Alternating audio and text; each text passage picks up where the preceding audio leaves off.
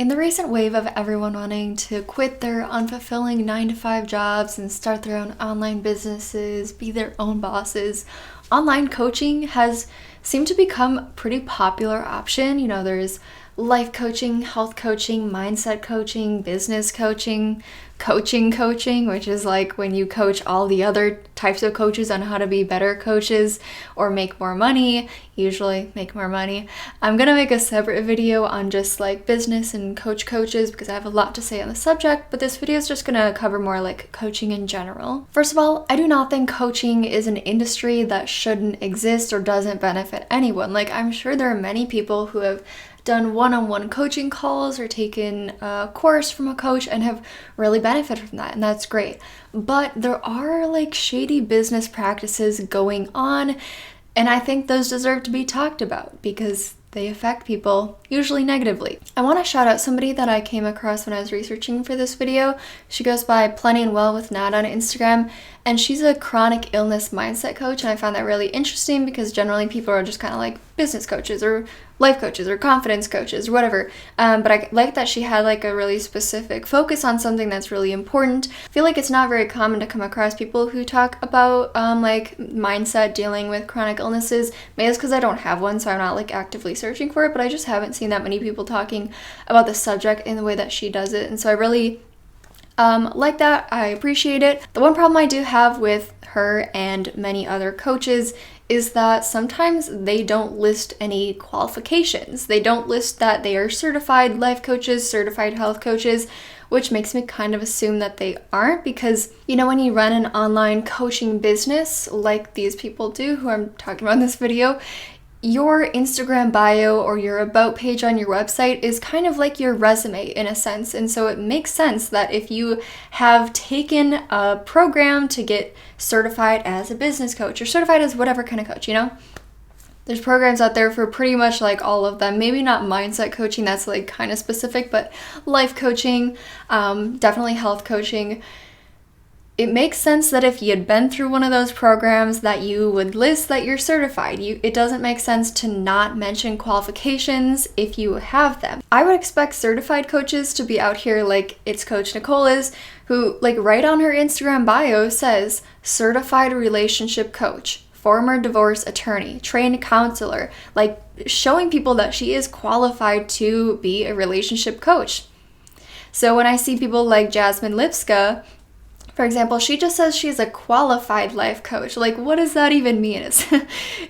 I would expect that if she had taken a certification program, she'd say she's certified because like saying you're qualified kind of just sounds like a personal opinion. People have differing opinions on what makes someone qualified. I feel like if you care about your clients and the effectiveness of your practice and the advice you're giving, it makes sense to go out and take a certification program to become certified. That's generally what you do for most jobs. You take college classes, you get a degree, or you go through a certification program, or you're at least trained by a company before you start working. Like, even when I worked as a cashier at Hobby Lobby part-time in high school, I was trained on how to do the job before I started. I didn't just say, oh, I know how to type in money to a cash register, so that makes me qualified. I don't need to go through training. Like, I don't think experience makes you qualified. I've lived life, like here I am alive. I've lived a pretty fulfilling life. For the last couple of years, I feel very fulfilled in my life. That doesn't mean I should go out tomorrow and become a life coach. I run an online business that I make full-time income from. That doesn't mean I should start charging people money to instruct them as a business coach, instruct them on how to start a successful YouTube channel. Maybe a better example is like, I'm really good as a 20-year-old. I'm really good at first grade math. I can do addition and subtraction, but that doesn't qualify me to just be a first grade math teacher. Like, you need to go to school to learn how to teach, because just because you know how to do something doesn't mean you're good at teaching others how to do it in an effective manner. Another example of this is Selma Awachibi. I had to look up how to pronounce that, so I probably did it wrong, but I hope it's right. She's a coach who kind of says she does it all. On her site, it says Selma is a confidence, mindset, and business coach, a health expert, a neuro-linguistic programming NLP practitioner, almost master, and the founder of Your Mindset Academy. I would expect somebody who has a health coaching certification to mention that when claiming to be a health expert. But even more than that, I would hope that certified health coaches don't consider themselves health experts. Like, I'm sure there are even nutritionists and dietitians who don't consider themselves health experts because it's a complex topic. Bottom line, pay attention to credentials. If they don't list them, ask them before giving them your money. A problem I have with life and mindset coaching, which is like a problem with social media in general, is using FOMO, or fear of missing out, as a selling tactic. I have been told by a life coach that there are certain other life coaches who literally purposely, intentionally use fear of missing out to get clients. And that's just a really scummy thing. Trying to make people envious of your life by making it seem as picture perfect as possible on social media is just not right. And it leads to people not really being honest about their reality and what they're actually experiencing and going through. You know, no one's life is ever like what they promote on social media, of course, but especially people who are purposely trying to make money by creating FOMO in their followers. Like, their lives can never be as good as they're portraying when they're doing that. I would hope that most don't do this. I would hope that most are honest about their lives and are not purposely misleading their audiences to try to make them seem more qualified in a sense. But I could think of one person who I know does this, but I'm not going to name her because I talk about her in every video and I figured I'd leave her out of this one. And a lot of times it's just not easy to share your struggles online. Like, I can say that as a content creator. I know I can relate to people who don't want to share their struggles, but at the same time, it's like when you're a life or a mindset coach, your income is coming from convincing people that you kind of have your life together. And if you don't, but you're hiding that, it's a difficult topic, because it's like, what are you supposed to do? Just stop working when your mindset isn't as good as it used to be, and people gotta pay their bills. So I don't know, but I do think as a consumer, if you're considering hiring a coach or taking one of their courses or whatever, you do have to be aware that they probably don't have it as together as they seem on social media, and some of them may be intentionally trying to mislead you. So yeah, just know that. Keep that in the back of your mind if you're considering paying these people. That leads me into my next problem though, which I think is kind of the main factor in a lot of these problems, and it's just that some coaches, way too many, I would say a lot of the ones that I've seen tend to put making money above being ethical and authentic and honest and charging reasonable prices for their services. I think this is a problem that mainly occurs in the more successful ones, because it's of course they do it for personal gain. They wouldn't do shady stuff if it didn't benefit them somehow, and that's usually monetarily. And so it's the ones who are willing to do those shadier things or charge a ton of money for their services are the ones who get ahead and are more successful. For example, let's compare Jasmine and Selma's prices on two of their services. Jasmine has a masterclass about improving your relationship with money, which costs $35. I mean, the term mastermind probably makes you think oh, $35 isn't that much, but it's just an hour-long video of her talking about the subject. That's it. Sorry, but you can type in money mindset on YouTube and find hours upon hours of free content about that same subject. I guarantee you she's not talking about anything that has never been said in any money mindset videos that you can find online. I think some coaches, I'm not necessarily going to talk about this in this video because I haven't seen it a lot, but I think some coaches kind of try to promote this that they have the secret knowledge. You can only learn about this stuff through them because they know the secrets of coaching because they're a successful coach.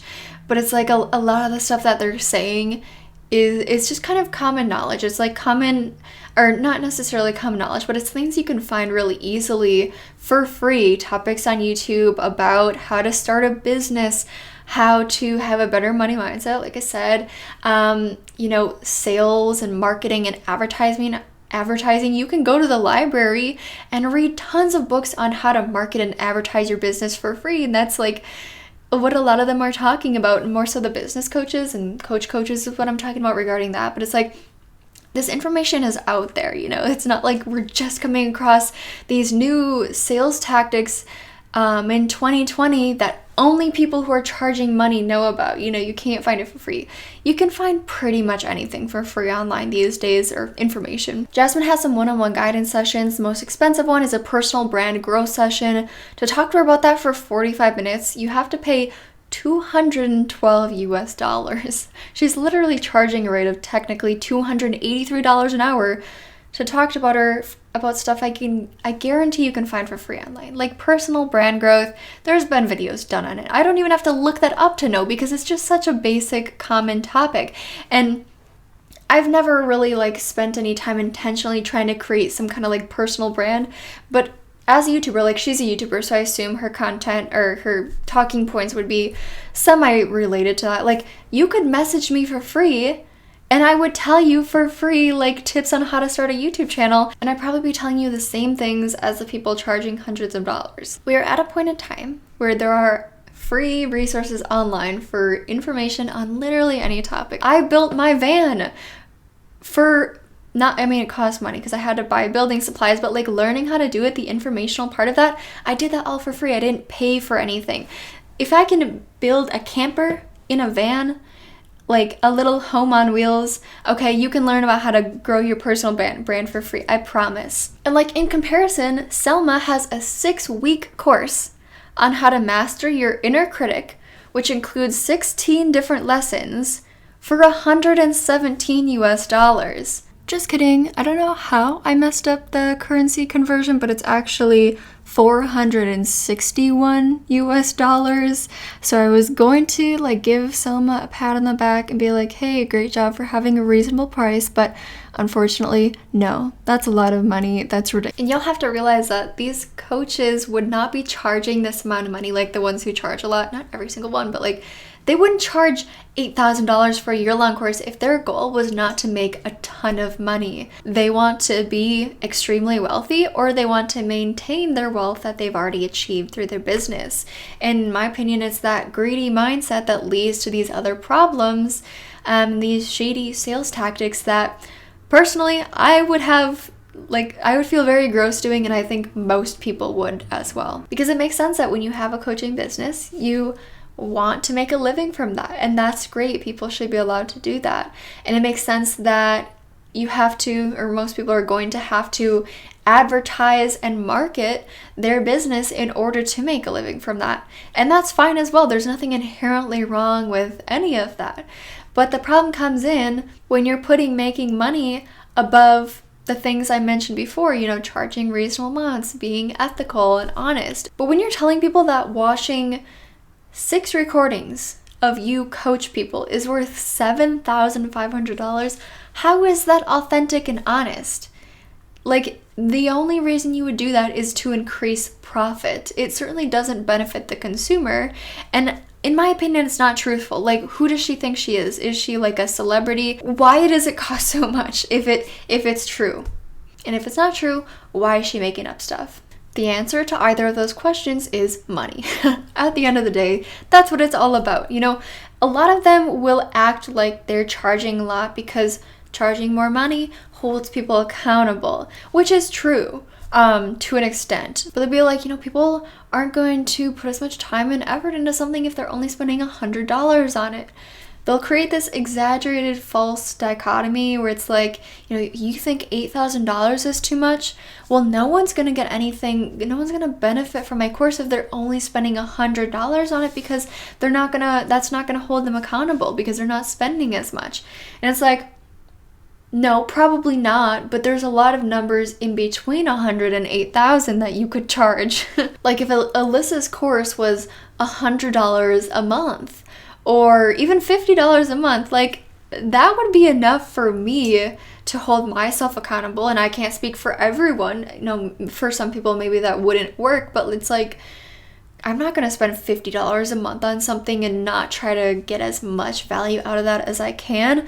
but that's just me. But if you've watched a couple of my latest videos, you probably know that I have a bad money mindset, so maybe that's why.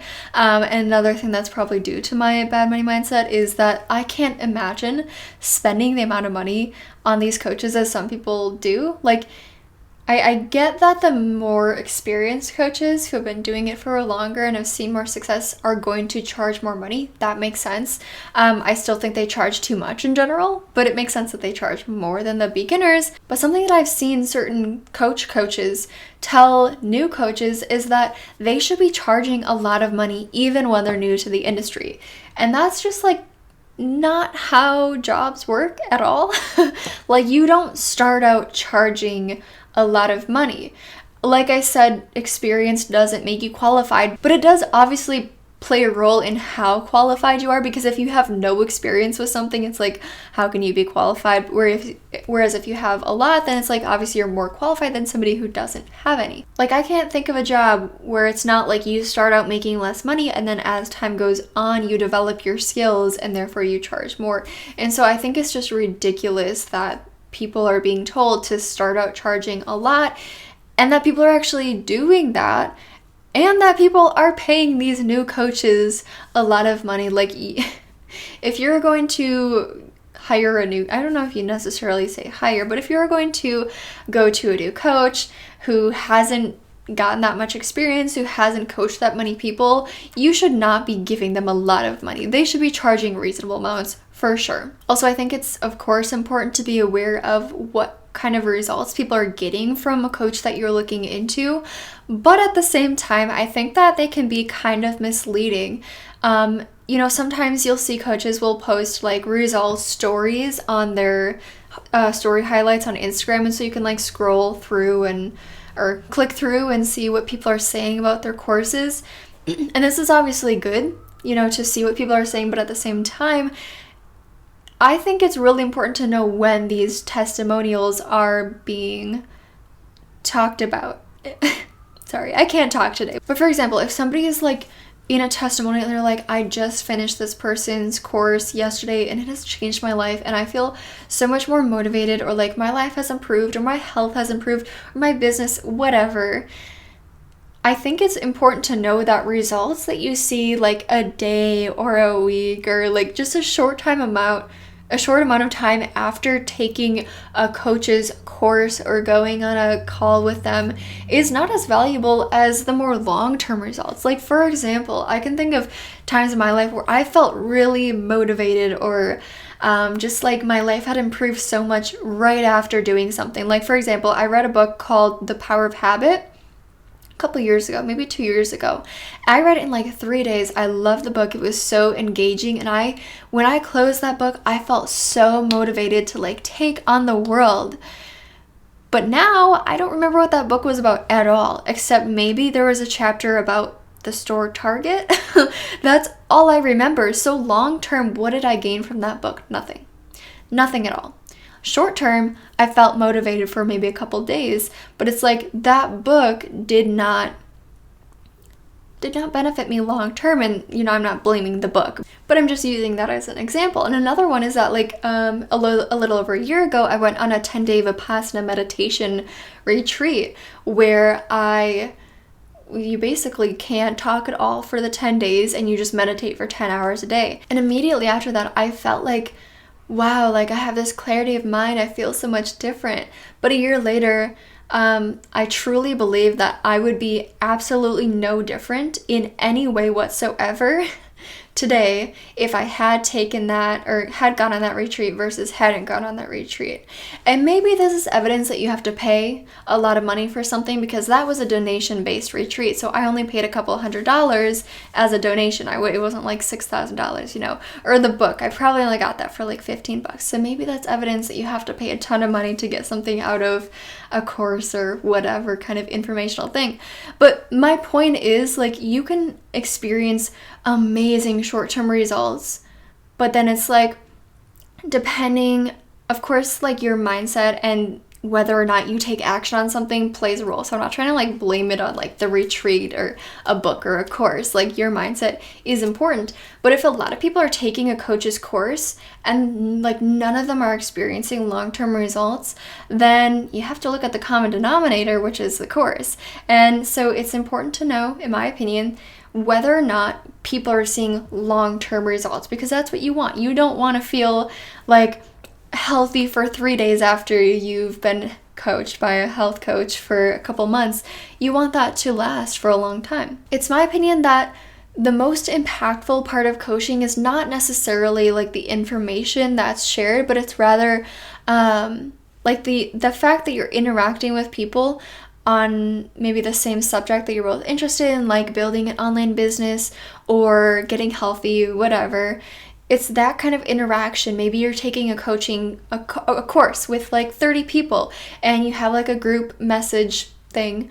You're communicating with other people and kind of creating this feeling of community around something that you guys share in common, and that those people are often going to hold you accountable. Or if you're doing a one-on-one coaching thing with somebody, that coach themselves is holding you accountable, and that's really valuable. It's like you can watch a YouTube video about money mindset, for example, and get the same information that maybe a coach is talking about in a course, but you won't feel as inspired maybe to take action on what you learn from that video, because it's just a video. You're not interacting with anybody, you're just listening to somebody else talk, and it doesn't maybe feel as much like they're talking to you as a coach. I don't know if that makes a ton of sense. And like I said, I understand that paying a lot of money is going to hold you accountable. I still don't agree with people charging a lot of money. But like another problem with that is that if you need the knowledge that you have spent a lot of money on something to hold you accountable for taking action on that, you might not do too well in the long run. Like when it comes to business, being an entrepreneur, being your own boss, working online, being self-employed, those things take a lot of self-motivation, and you have to have a good work ethic. Getting healthy or improving your mindset, that takes a lot of dedication and determination. If you can't motivate yourself to work on those things until you've dropped thousands of dollars on a coach, you might not experience long-term results. Maybe you will. I don't know.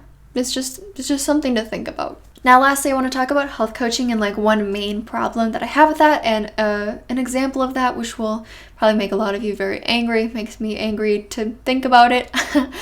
But the problem is health coaches giving advice on things that they're not supposed to be with their very limited credentials. So I understand that not everyone is going to know exactly what a health coach does, what they're supposed to be doing.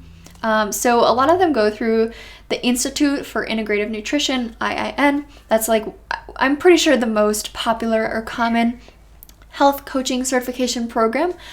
So let's look at what IIN says about health coaching and what health coaches do. A health coach is a supportive mentor and wellness authority who helps others feel their best through individualized food and lifestyle changes that meet their unique needs and health goals.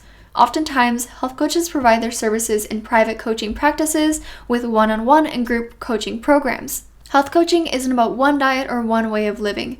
Instead, integrative nutrition health coaches focus on bio-individuality, the idea that we're all different and have unique dietary, lifestyle, emotional, and physical needs. This means that we don't believe in a one-size-fits-all approach to health and wellness. Instead, health coaches work with clients to help them discover how to fuel their bodies and become the healthiest, happiest versions of themselves through a holistic approach. It's not the same as being a doctor or a nutritionist or a dietitian. You're basically helping people reach their health goals. You're not instructing them on how to eat. You're not giving them diet plans. You're not playing doctor. You're not practicing medicine without a license, or you're not supposed to be. But some people are going too far, in my opinion. For example, and this is not the example that's going to make you super angry, but a smaller health coach's Instagram bio says, "I help women break free from food, body, and mind restriction." And she doesn't list any other credentials besides being a health coach. And that message, that kind of like elevator pitch type thing that a lot of coaches have in their Instagram bios, like I help blah blah blah, it kind of makes it seem to me like she's targeting women who have suffered or are currently suffering with eating disorders or in general restrictive eating patterns, and that's who her message is going to appeal to.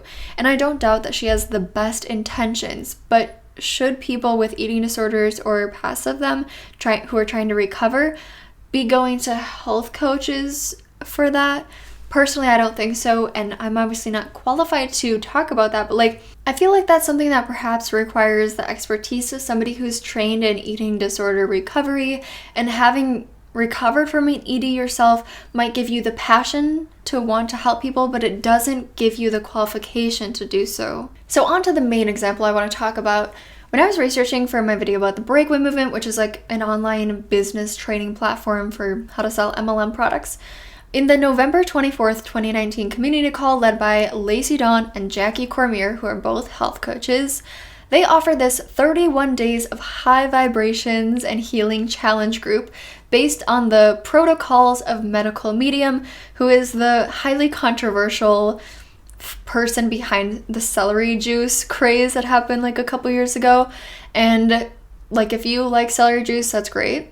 But this guy has no qualifications whatsoever. He has no education. I don't think he's even been to college, but he calls himself a medical medium because he claims to have the ability to read people's conditions and tell them what's wrong with them and how to get better. And if I remember correctly, don't quote me on this, he claims to be the only person on the planet who can actually do this, which is super believable to me. Or maybe he gets his information through something he calls the spirit of compassion, which he has said, again, don't quote me, I'm not 100% sure, I didn't include this into my video script, but he says he is the only one who can communicate with spirit of compassion because he's just so special, and spirit of compassion is so compassionate that they only wanted to be able to communicate with this one person and give him all this medical knowledge that is super secretive. But anyways, Lacey and Jackie are big fans of Medical Medium and are using his protocols in their challenge group. So this is what they say is included in that group. Keep in mind, they're health coaches. Neither them nor Medical Medium is qualified to give medical advice or nutritional advice that includes giving diet plans, like telling people this is what you should be eating breakfast, lunch, and dinner, okay? None of them have those qualifications. So here's what's included. Medical Medium healing recipes, breakfast, lunch, dinner, snacks, foods to avoid, in-depth and why, foods to include more of, in-depth and why, daily routine for those who want optimal results, information about different pathogens and bacteria that are causing millions to suffer, Epstein-Barr virus, shingles, streptococcus, herpes, the truth behind chronic illness, and how to properly heal from within, how to actually get rid of acne for good, insight on quality supplements for healing and why they're so important, a lot of incredible information doctors don't yet have tests for, and guidance on why people who have exhausted their options still feel sick. If you're already angry, I'm sorry, because that was not the part that was supposed to make you angry, okay? Hopefully most of you, though, have seen the problems in that already. But just to further demonstrate how unacceptable it is, in my opinion, for these people to be promoting this kind of information, here's a quote from the community call where Jackie talks about Medical Medium's liver rescue book. She says, "Anytime I'm going through anything, I open that book up and I'm good. Like everything, in terms of if you're going through acne or you're going through gout, you're going through IBS, you're going through some sort of cancer, you're going through liver issues. Literally in the back of the book, he has all different types of supplements. I'm saying like cat's claw, ashwagandha, like all these different types of supplements and exactly how much to take of each one. So it's like, you don't really need to go to the doctors anymore for stuff like that. You can kind of figure out your own stuff on your own terms." She literally told people that if they're having liver issues or cancer, they don't need to go to the doctor. They should just get this book and take the supplements he recommends. Further down the website, they say, "This group is especially important if you suffer with ADHD, adrenal fatigue, autism, acne, autoimmune disease, candida, chronic fatigue syndrome, depression and anxiety, diabetes, digestive disorders, Lyme's disease, menopausal symptoms, migraines, multiple sclerosis, PTSD, thyroid disorders. This is not what health coaches are supposed to be doing. You're not qualified to be giving people like secret information on how to heal from chronic illnesses, stuff that doctors don't yet have tests for because only medical medium knows because Spirit of Compassion told him, and giving people like diet plans, like what you're supposed to eat, and targeting people with serious health problems, like not even just physical stuff, but mental stuff too, like PTSD, autism, multiple sclerosis. I mean, what? You're supposed to support and help people toward their health goals. I don't even know what to say other than that. Like, there's so much other insane, horrible, alarming stuff that they said in this call, but I'll save that for another video.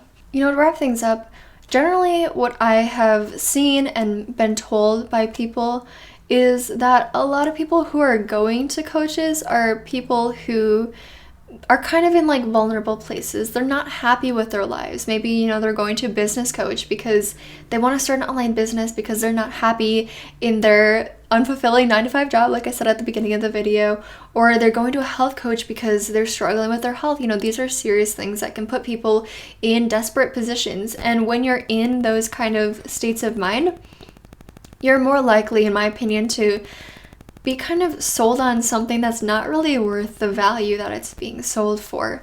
I mean, you see this in like multi-level marketing too. A lot of the people, pretty much everyone who's joining, are people who weren't happy. And that's what allowed them to get kind of wrapped into something without putting as much thought into it as they should have. So it's very important to be careful with how you're spending your money. Like, don't let your emotions control your decisions too much.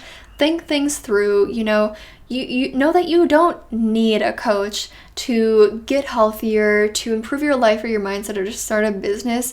Not that a coach can't help. Like, I'm not saying don't give coaches money, don't do a coaching call with anyone. I'm not saying you shouldn't do those things because like I said, I do think they can help, but they're not the be-all end-all solution. And what I've seen is that the majority of coaches got their desired reality without a coach. So it's like if all these coaches are doing it, of course their information can help, but it's like if they can do something without a coach, then it's not like you need a coach to be able to do that thing.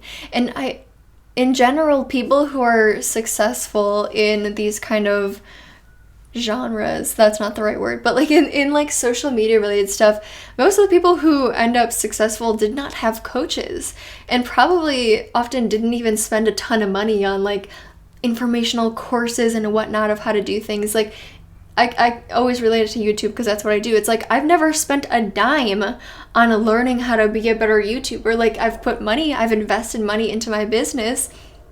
That's understandable. Like, of course, it's not bad to invest money, but it's like I've invested money into a better camera, lighting, microphone, those types of things. And I've been able to create a life that I am happy with and not practice, in my opinion, shady business stuff to try to make more money, because first of all, my main goal is not to make a ton of money, it's just to pay my bills. Second of all, I don't have a second of all because I went off script.